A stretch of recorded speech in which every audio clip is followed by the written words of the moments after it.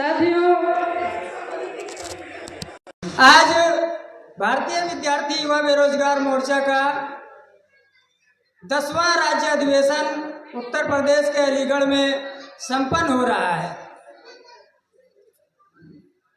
इसमें इस संगठन में खासकर SC, ST, OBC and minority में मुस्लिम, सिख, ईसाई, बौद्धिस्ट, जैन, लिंगायत, इन सब का अर्थात बहुजन समाज का ये संगठन है। उनके हक अधिकार की सुरक्षा करने के लिए, अपने हक अधिकार की लड़ाई लड़ने के लिए इस संगठन का निर्माण किया गया है।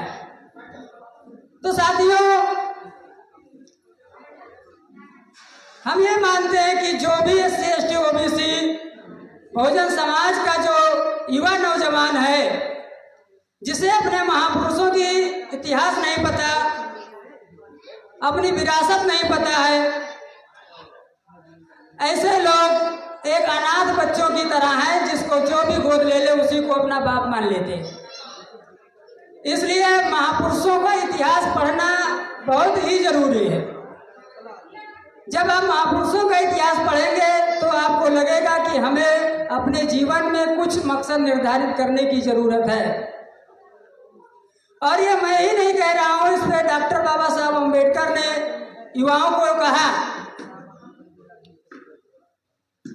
1952 में महाराष्ट्र के सिद्धार्थ कॉलेज में हम जैसे विद्यार्थियों को डॉक्टर बाबा साहब अम्बेडकर कहते हैं।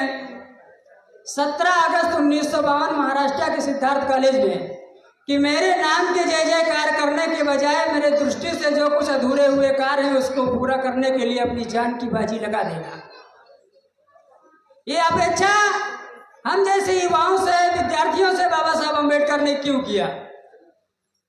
लेकिन आज उस संविधान के बदौलत आज हमारा जो युवा नौजवान विद्यार्थी है वो आज क्या कर रहा है?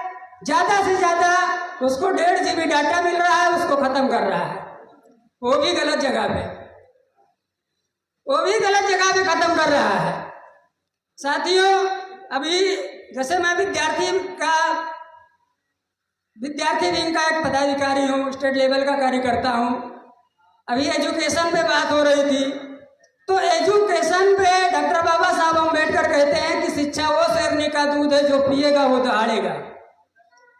शिक्षा की ओर हमारे लोग ना बढ़ पाए ज्यादा से ज्यादा, इसलिए आज हमको हिंदू मुसलमान के नाम पर नफरत फैलाने की लड़ाई हम लोगों के ऊपर की जा रही है। तो साथियों, इससे हम लोगों को सचेत रहने की जरूरत है। तो साथियों, विद्यार्थियों का मुख्य काम क्या है? उनका पढ़ाई करना। ये मैं नहीं कह रहा हूं, ये भगत सिंह का भी कहना है कि विद्यार्थियों का मुख्य काम है पढ़ाई करना। लेकिन अगर उस पढ़ाई में सामाजिक आर्थिक मतलब देश की सामाजिक आर्थिक की जो जानकारी नहीं है और उस शिक्षा में शामिल नहीं है, उसको बदलाव लाने की उस शिक्षा में शामिल नहीं है, तो वो शिक्षा मैं व्यर्थ मानता हूं, ऐसा भगत सिंह कहते थे। तो हमारे जैसे विद्यार्थियों को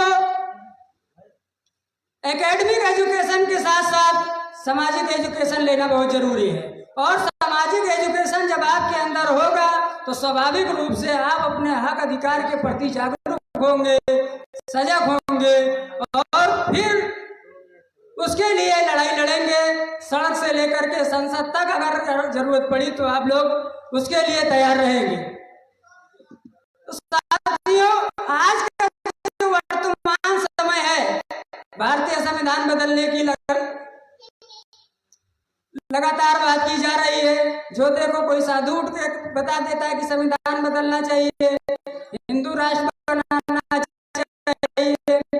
हिंदू राष्ट्र जब बनाने की मांग होती तो सबसे ज्यादा हमारे SC, ST, OBC के लोग हैं। हिंदू राष्ट्र जब बनेगा क्या होगा? जो मनुस्मृति में था हाल वही हाल का होने वाला हिंदू राष्ट्र में। इस बात पर हम लोगों को जानने की जरूरत है। तो युवाओं के लिए हम ऐसा बोलना चाहते हैं कि कर सको अपनी वाड़ी में वो असर पैदा करो, कर सको अपनी वाड़ी में वो असर पैदा करो, रुख हवाओं का मोड़ दे वो हुनर पैदा करो, और अगर तोड़ना चाहते हो उस गुलामी की जंजीरों को, तो हर घर में बुद्धा फूले साहू अम्बेडकर पैदा करो। हर घर में बुद्धा फूले साहू अम्बेडकर पैदा करो। साथियों, आज हमको लगा था हिंदू मुस्लिम के नाम से लड़ने के नाम पर हमें बेरोजगारी के मुद्दे से भड़काया जा रहा है। हमारी जो न्यू एजुकेशन पॉलिसी आई है, इससे थोड़ी सी माइनॉरिटी का भविष्य बर्बाद होने वाला है। कल तक जो MBBS 5 लाख रुपए में होता था, आज वही MBBS न्यू एजुकेशन पॉलिसी की वजह से 20 लाख रुपए सालाना, अर्थात जब आपके पास 1 करोड़ रुपए होंगे तो आप अपने बच्चे को हायर एजुकेशन की तरफ ले जाते हैं। प्राइवेटाइजेशन के नाम पर शिक्षा का निजीकरण किया जा रहा है। सरकारी संस्थाओं में जितने भी चीजें, चाहे वो अस्पताल हो, एयरपोर्ट हो, बिजली विभाग हो, ये सारा चीज निजीकरण किया जा रहा है, अडानी अंबानी के नियंत्रण में दिया जा रहा है। यूनिफॉर्म सिविल कोड आया है, इसमें केवल प्रचार किया जा रहा है कि मुसलमानों को नुकसान है। मुसलमानों को कोई नुकसान नहीं है, बल्कि SC ST OBC का नुकसान है, और सबसे ज्यादा आदिवासी का नुकसान है। आदिवासी का जो खत्म हो जाएगा। यूनिफॉर्म सिविल कोड लाने की क्या जरूरत है जब भारत में संविधान में इक्वलिटी बिफोर लॉ पहले से लागू है? कैसे? जैसे आप भारत में कोई भी जाति बिरादरी, कोई भी धर्म का आदमी अगर मर्डर करता है तो समान रूप से उसके ऊपर धारा 302 लगता है। तो पहले से इक्वालिटी बिफोर लॉ लागू है, तो यूनिफॉर्म सिविल कोड की लाने की क्या जरूरत है? इसका इसलिए लाया जा रहा है कि आदिवासियों के जल जंगल जमीन से उनको बेदखल करने की षड्यंत्र किया जा रहा है। क्योंकि आदिवासी जो समाज हमारा होता है, उनके जमीनों के अंदर खजाना होता है, हीरे जवाहरात होते हैं, तो उनको जल जंगल जमीन से खदेड़ कर जंगलों में फेंक भगा दिया जाता है। उनके जमीन को हड़प कर अडानी अंबानी को दे दिया जाता है।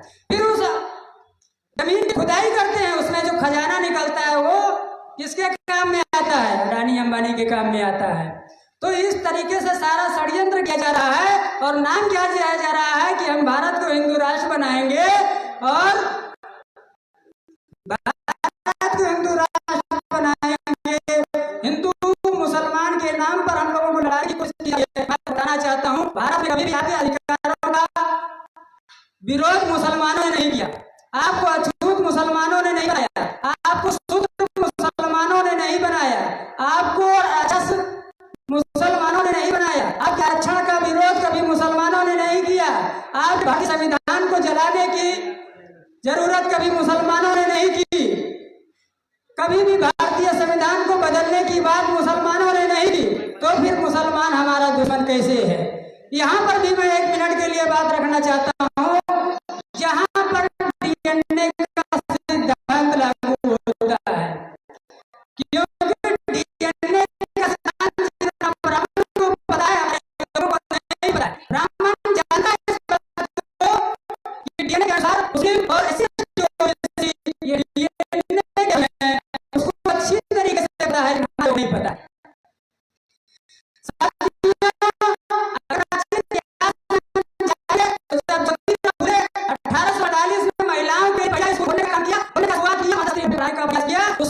सारे ब्राह्मण लोगों ने विरोध किया था, एक भी मुसलमान भाई लोगों ने विरोध नहीं किया था।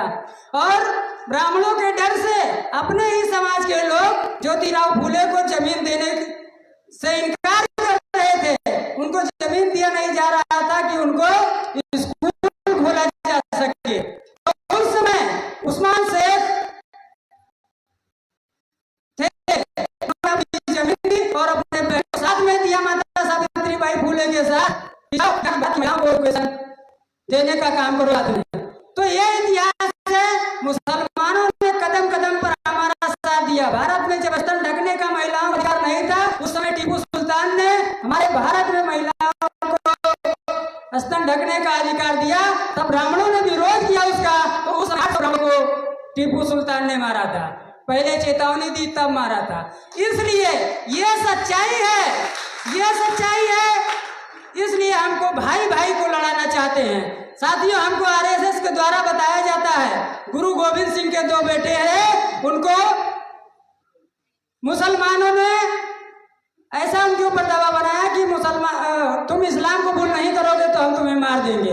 ऐसा आरएसएस के लोग प्रचार करते हैं कि गुरु गोविंद सिंह जी के बेटे को दीवार में इसलिए चुनवा दिया गया क्योंकि उन्होंने इस्लाम कबूल नहीं किया।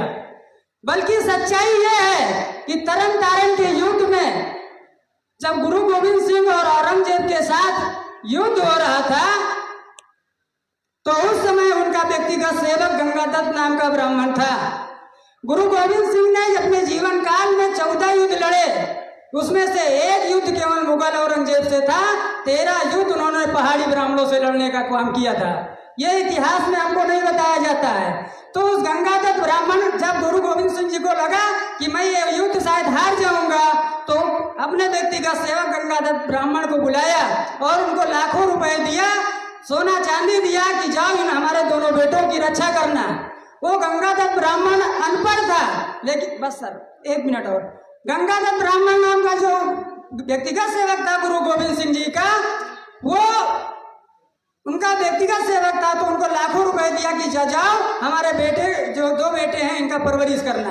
तो उसने क्या किया, उन 2 बेटों को लेकर औरंगजेब का नवाब जो पंजाब में रहता था वहां जा करके उस पंजाब के नवाब के पास लेके गया और कहा कि इन दोनों बेटों को मार दो।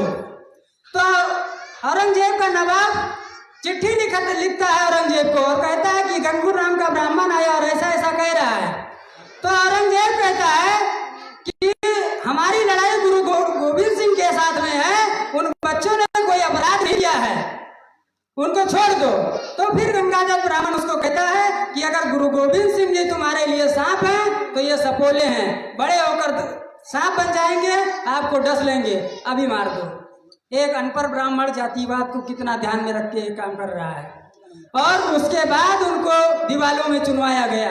तो साथियों, हमें इतिहास पढ़ने की जरूरत है, हमारे जैसे विद्यार्थी युवा नौजवानों को इतिहास पढ़ने की जरूरत है। समय का अभाव है, मैं एक शेर के माध्यम से अपनी बात को विराम देना चाहूँगा।